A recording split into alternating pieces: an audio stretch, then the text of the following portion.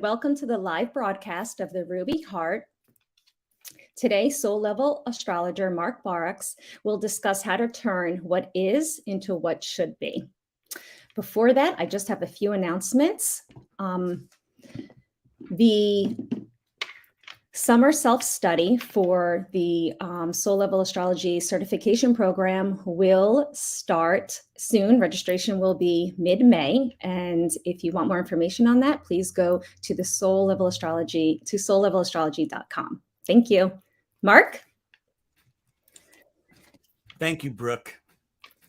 It's a pleasure to be here for these Ruby Heart live streams in conjunction with promoting my new book, which is coming out on May 9th. I'm very excited about it because we just finished all the fine tuning, all the final cover art and the spine art and the interior design and corrections. It's been a more than 4-year journey. I'm very excited because that book is going to revolutionize the way people look at the 12 signs of the zodiac. I have a very radical view of them.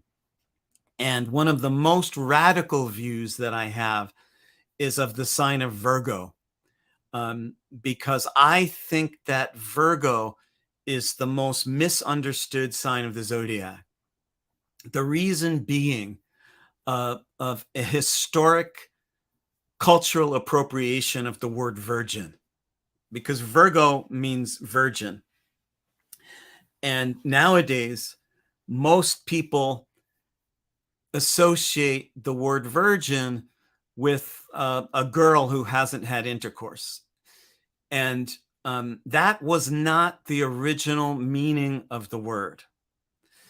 Back in the days of the matriarchy, when the matriarchy ruled in the Middle East for about 1,000 years, a virgin was a temple dancer.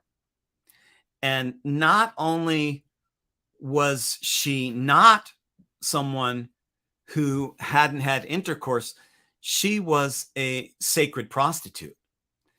And her job was to dance seductively in the courtyards of the temple and draw men in to make love with her, because it was believed that in those days, man could not access the life-giving grace of the goddess without going through her human representative down here on earth. And so a virgin meant a woman unto herself. It did not mean a person who hadn't had intercourse. It meant a woman unto herself, because those temple dancers, they could make love with anybody they wanted to over and over and over, but they were still virgins because no one could own them. No man could own a sacred prostitute. She was devoted to the goddess. She was trained in the art of using her body as a bridge between heaven and earth. These were the days before Christianity came along. When Christianity came along, it appropriated the whole idea of virgin when it split the feminine into the two Marys. You had Mary, Mother of God, who gave birth to Jesus supposedly without ever having intercourse, without ever being penetrated. And then you had the other Mary, Mary Magdalene, who never stopped being penetrated and ran around with the other Mary's son. And so this split made it so that if you were a soul born into a female body, you were either a saint or a slut. There was no in between. And that appropriation of the word virgin has never been recognized by astrologers till my book came along, and my book's not out yet. So my book is going to introduce a whole different take on all the 12 signs of the zodiac, but no sign is going to end up coming out more different than Virgo. And so when we restore the original meaning of the word virgin to the sign of Virgo, we obliterate the common astrological stereotype.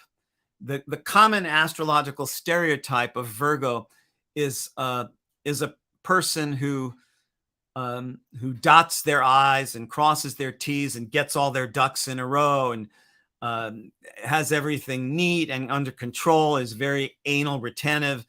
And that has almost nothing whatsoever to do with this sign. And so it takes quite a bit of banishing from the temple of the goddess, the patriarchal Catholicism, in order to bring the sacred and the sexual back together. Because for many people, the idea of a sacred prostitute sounds bizarre, like an oxymoron. The only reason it sounds that way is because Christianity came along and split the sacred with the sexual.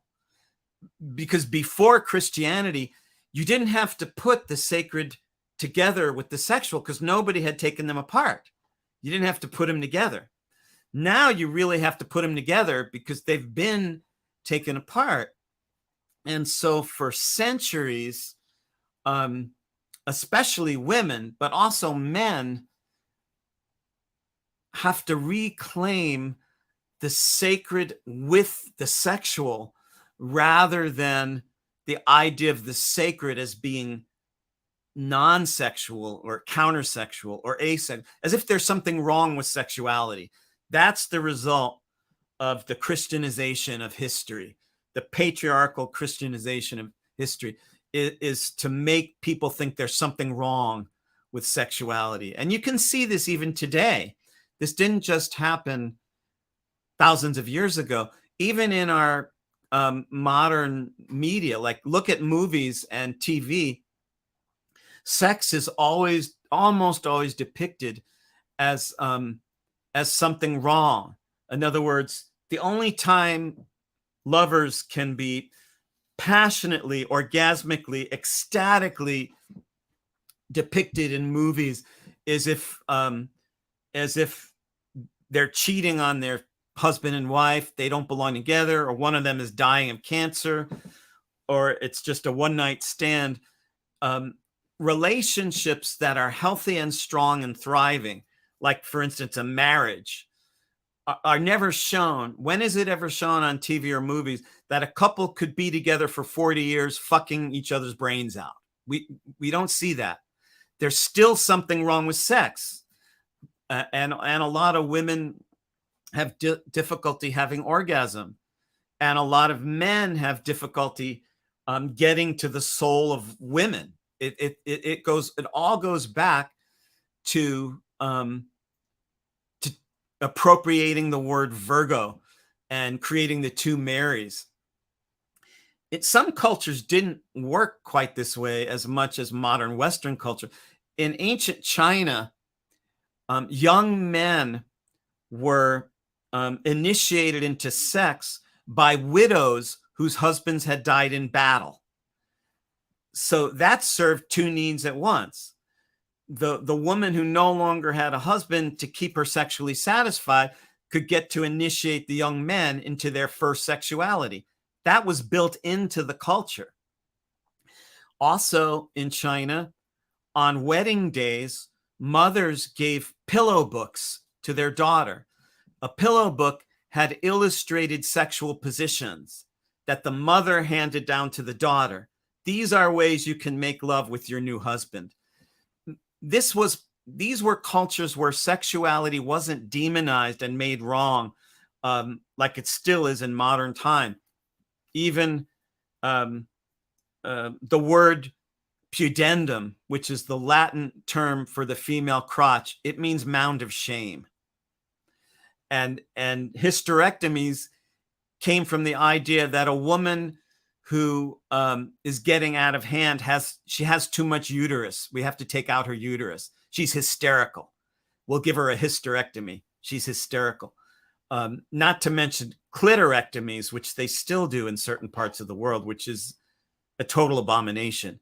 So these weren't just appropriations that happened way back in history that have affected the way astrologers look at the sign of Virgo. They're still going on today. We're still living in the split.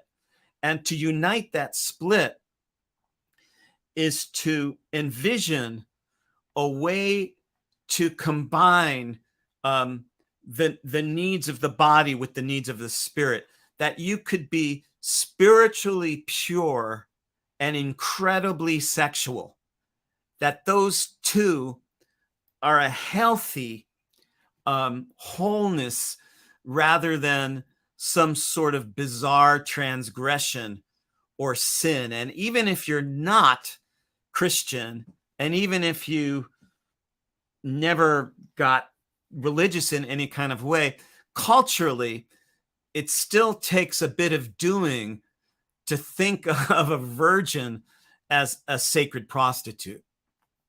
There's a book written by a woman named Nancy Quall, I think her name is, called The Sacred Prostitute, if you want to find out more about this. And so to apply this to the sign of Virgo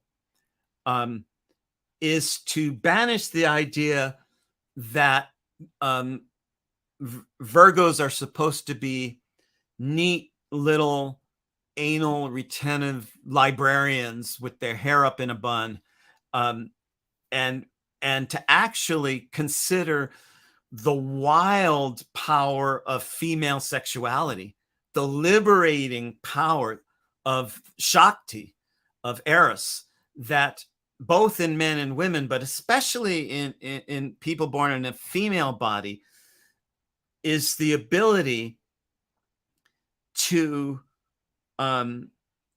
become so healthy sexually.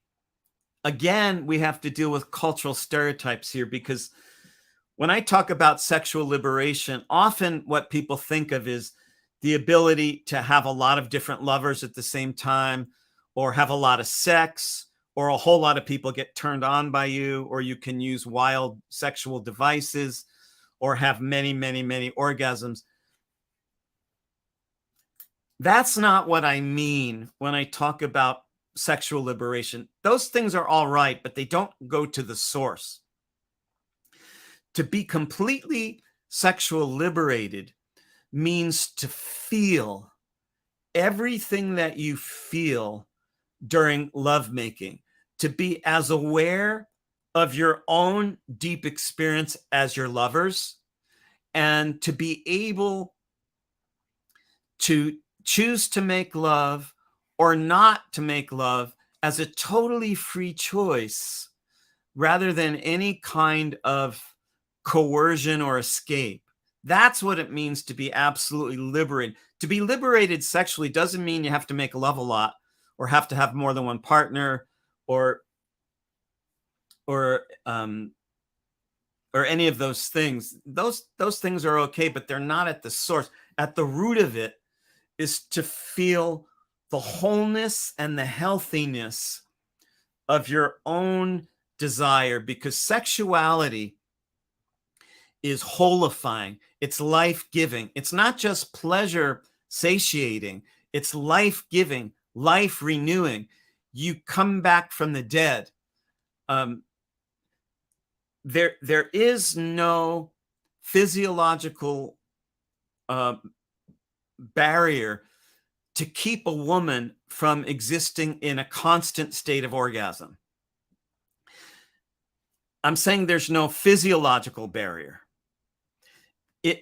Yeah, there might be some emotional reasons why not to spend 24 hours in a state of orgasm, but physiologically, in the female body, the spirit creators that designed a woman didn't put any boundary and barrier there into having perpetual orgasm.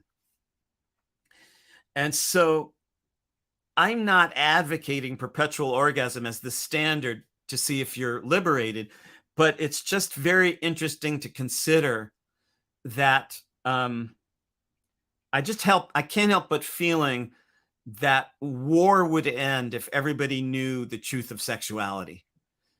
I just can't help feeling that the deep, liberated feminine, the true spirituality, when you rise into highest service, and Virgo is sacred service. Virgo is like the temple dancers, to use your human nature, whether you're a man or a woman or whatever gender you are, to use your human nature as a bridge between everything that is and everything that ought to be. This is the great challenge of Virgo, that the world is in a big mess, and so many things are not what they should be. And in order to bring things back, it takes the kind of superhuman power of Virgo. And Virgo is unique in the zodiac for other reasons besides the one of cultural appropriation, distorting the meaning of the word virgin. Virgo is the largest zodiac constellation. And Virgo is so far away. She's the farthest away from the earth that each one of her stars is actually not a star, it's a galaxy. I mean, just trip out on that. Virgo is so far away from Earth that what looks to be the stars of her outline of her body, each one is a galaxy, is millions of stars that are so far away they appear as one star. What does that mean in terms of the sign of Virgo? Every Virgo has immeasurable capacity inside her. There is no way to measure the amount of galaxies inside a Virgo. And so Virgo's choices cannot be made on her capacity, because her capacity is almost infinite. It has to be measured on sacred invite. Virgo works on sacred rhythm, sacred sex, sacred invite, sacred dance, that there's a force of consciousness in the universe that will invite you, if you're a Virgo, and it will invite the Virgo parts of you, whatever sign you are, into finding a way to bridge heaven and earth. It's the feng shui of the universe. It's the tuning fork in life, the instrument, the tuner that guitar players use to tune their strings. That's Virgo. The sense that there's a way things want to be, there's a way things need to be, there's a way things should be. And in modern life, almost everything is not yet the way it should be. When that, instead of driving you into an insane asylum, when the gap between the way things are and the way they should be inspires you to make love with it, to bring your truth into it, to dance with it, then you're turning the Virgo hell into Virgo heaven.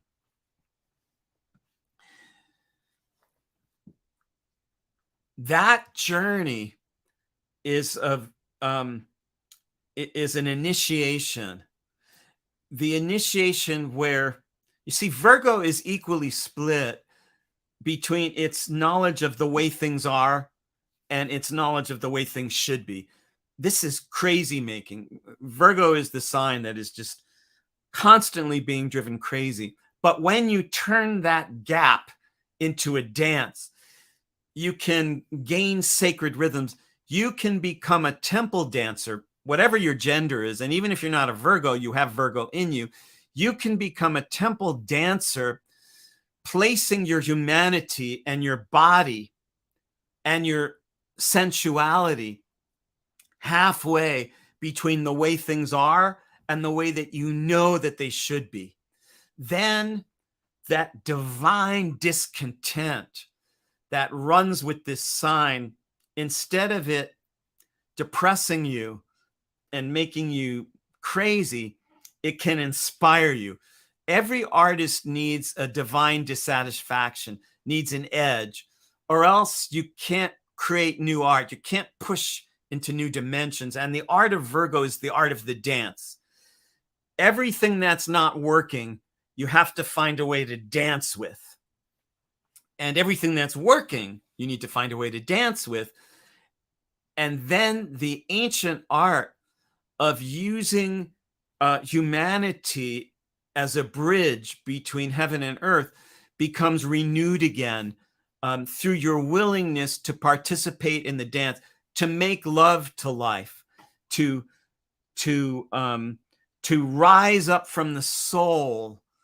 And even despite the crazy wrongnesses of our time, to bring your full force into it as if you were making love to it. And now I'm going to check with Brooke to see if we have any ideas floating around through the studio.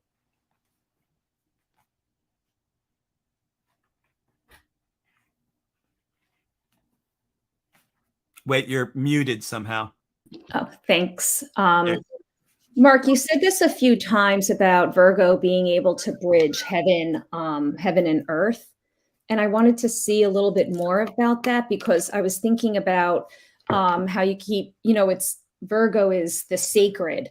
And how can we bring the sacred into our life? Like, how could we bring Virgo into our life with this, like the sacred temple that you're speaking of? And because to me, it feels like you're merging that heaven on earth, like here right now, not waiting until we, pass over and there's the heaven, but bringing it here in our daily lives. Like, what does that look like?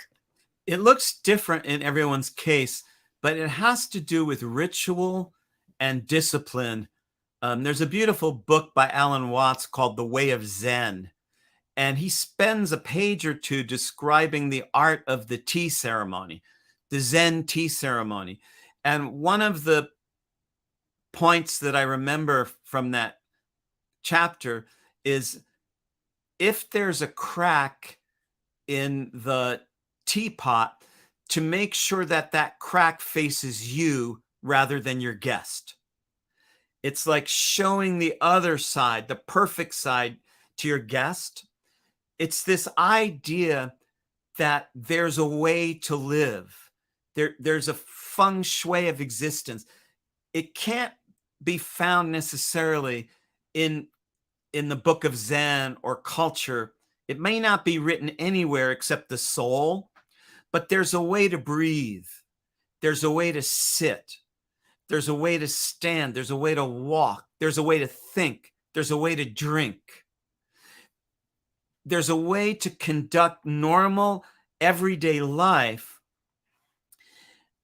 So it opens as a conduit to the greater forces, to the spirit forces, to the renewing forces of nature, of cosmos. The renewing forces of nature and cosmos are having trouble coming in and renewing the human species right now, because most of us have fallen out of the truth of our dance. We're not living sacred rhythm. We're not living sacred time. Instead, we're in these jangled up rhythms of artificiality and conformity, compromise. And so to bring heaven down to earth, to bring spirit in, means something different in every case, but it has to do with the clothes you wear, the way you bathe, the way you dress yourself, the way you think, the way you talk, the way you speak with others, the way you move. It's a very simple daily rhythm of using your humanness as a vessel, as a temple. I don't mean by being pure and necessarily not eating meat or not making love. It's by the purity of aligning with your own truth and the greater truth of the universe. It's really like feng shui, that there's a way to set your house, your table, and your chairs and so that the greater forces are not rejected, are not blocked, but are invited in. And it's very much like tuning a guitar. You know, if you don't use your Virgo tuner, that guitar can be out of tune and it can really hurt. When somebody when I'm playing music with somebody who's using an out of tune guitar, my organs start to writhe inside. My body starts to twist. It's a vibratory thing. It's not a judgment thing. And when you take out the tuner and you put the strings in tune, there's a harmony, and you have to find the comparative. What's it like for you to tune your life? What's it like for you? It's like tuning the engine of a car or an instrument, but it's with your life. What would that be like? What would that feel like? It's not always written out there in some book or code or religion, but that's what you have to find. And just even committing to wanting it already can take you part of the way there. So thank you for that question.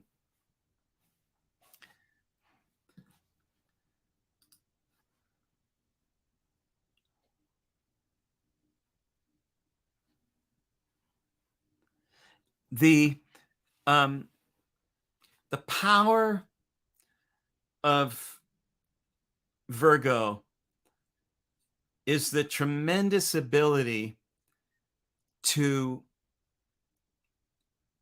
dance and make love with everything not yet right, rather than get totally dominated by it or totally escape from it. That's the Virgo challenge. Can you look at whatever's not right, both personally and collectively? Because at this time on Earth, even if you could get your personal existence pretty right, the collective situation is pretty fucked up, to the point where the future of our species is in doubt. And so when everything that's not yet right in your own personal existence or in the greater collective sphere is something you can dance with and make love with, rather than get totally demolished by or completely run away from, you're responding to the Virgo challenge. You're rising to the occasion. And it takes a lot, which is why this is a superhuman sign. No other sign has galaxies within it.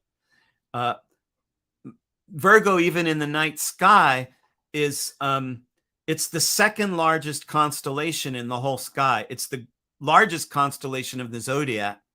It's as big as the Big Dipper. Those of you who know how big the Big Dipper is, that's Virgo. She's huge. She's far away.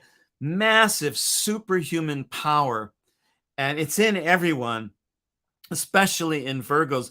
But you have to use it by consecrating your life to following your inner truth, to making love with what's not yet right, to dancing with it. And when you make that commitment, the universe will respond in kind. The universe will begin answering that intention by sending you experiences and energies that you can dance with. Thank you all for joining us today. Brooke, is there any final things you want to say? Wait, you're muted. Sorry. I just want to remind everybody that we can pre-order the book, The Ruby Heart of the Dragon, and it comes out May 9th, and we are so excited. I am so excited. I know many people who are so excited for this, so thank you, Mark. I really appreciate everything. This was great. Thank you, everybody. I will see you all next time. Getting very excited about the birth of my book. Until we meet again, take care, everyone. Thank you, Brooke.